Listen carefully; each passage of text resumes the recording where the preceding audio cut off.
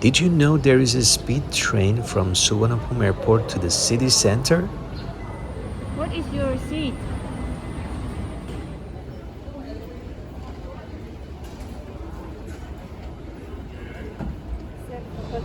It is only 35 baht per person.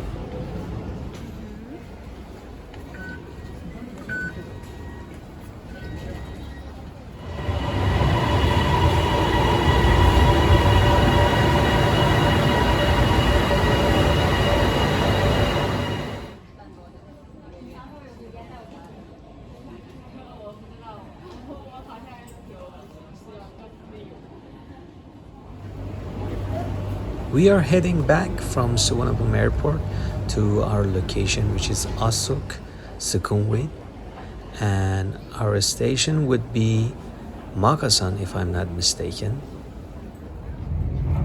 Here we are. It took us 15 to 20 minutes from the airport, which is awesome, without no traffic and no extra cost.